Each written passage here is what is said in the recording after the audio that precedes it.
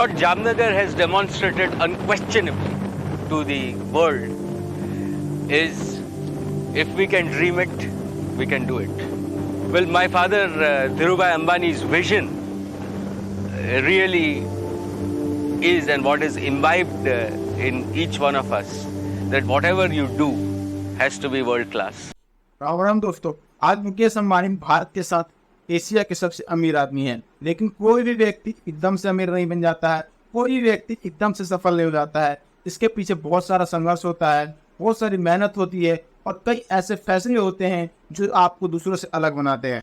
और एक ऐसा ही फैसला धीरूभाई अंबानी ने लिया था जामनगर रिफाइनरी को लगाने का, जिसने आगे चलकर रिलायंस और मुकेश अंबानी के व्यापारिक जीवन दोनों को एक नई ऊंचाई दी। यह रिफाइनरी गुजरात के जामनगर में स्थित है। जामनगर रिफाइनरी का निर्माण 1999 में हुआ था।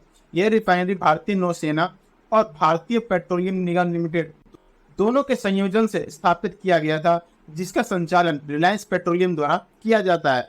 जामनगर रिफाइनरी को दुनिया की सबसे बड़ी रिफाइनरी की मान्यता प्राप्त है, जो कि शुरुआत में प्रतिदिन 6,60,000 बैरल पेट्रोलियम का उत्पादन करती थी, जो बढ़कर आज 12,40,000 बैरल प्रतिदिन तक पहुंच चुका है।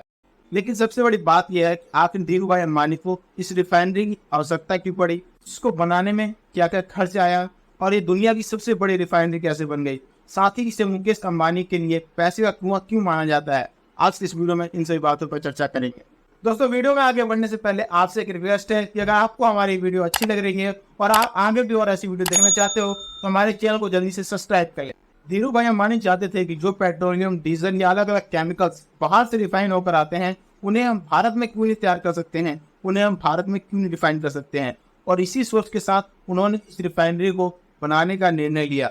लेकिन इस रिफाइनरी को बनाने में बहुत ही ज्यादा खर्च आ रहा था और अगर हम इसको केवल कुछ प्रोडक्ट्स जैसे पेट्रोलियम, डीजल या अलग अलग केमिकल्स के लिए सिर्फ तैयार करते तो ये खर्च और भी ज्यादा बढ़ सकता था और धीरूभाई अंबानी को या रिलायंस को आगे चलकर बहुत ही ज्यादा नुकसान हो सकता था।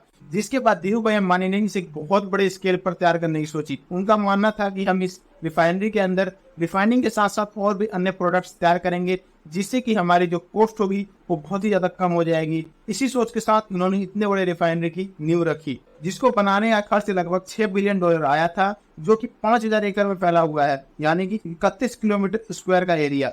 और इतने बड़े रिफाइनरी को बनाने में मात्र 3 साल का समय लगा, जो कि खुद में ही एक अद्भुत है। वहीं इस रिफाइनरी का पिछले साल का रेवेन्यू 2.19 लाख करोड़ था और यही कारण है कि इस रिफाइनरी को मुकेश अंबानी के लिए पैसे का कुआं माना जाता है।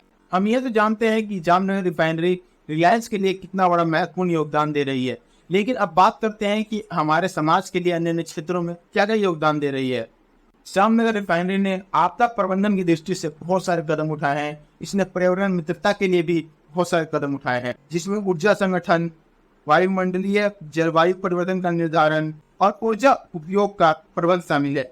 इसके अलावा जामनगर रिफाइनरी ने प्रदूषण, सुरक्षा और गुणवत्ता के क्षेत्र में भी विश्व स्तरीय मानकों को स्थापित किया है। वहीं इस रिफाइनरी ने प्रदूषण को कम करने के लिए अपने रिफाइनरी के चारों तरफ बहुत सारे पेड़ पौधे लगाए हैं, पानी को साफ करने के लिए मशीनें लगाई हैं और यही सभी कारण हैं कि जामनगर रिफाइनरी को world refinery of the year award से सम्मानित किया गया है। और यही कारण है कि जामनगर रिफाइनरी भारतीय अर्थव्यवस्था और मुकेश अंबानी के व्यापारिक जीवन के लिए दोनों के लिए बहुत ही ज्यादा बहुमूल्य है। आगे आपको क्या लगता है कि मुकेश अंबानी आगे चलकर क्या इससे बड़ी रिफाइनरी खड़ा कर सकते हैं? अपनी जगह कमेंट में जरूर बताना। साथ ही अगर हमारी वीडियो अच्छी लगी हो तो वीडियो को ज्यादा लाइक कर देना, चैनल पर नए सब्सक्राइब कर देना और वीडियो को ज्यादा शेयर भी करना। आपसे फिर मुलाकात होगी एक और इंटरेस्टिंग और एक और धमाकेदार वीडियो के साथ। तब तक हमें दीजिए इजाजत। जय हिंद, जय भारत।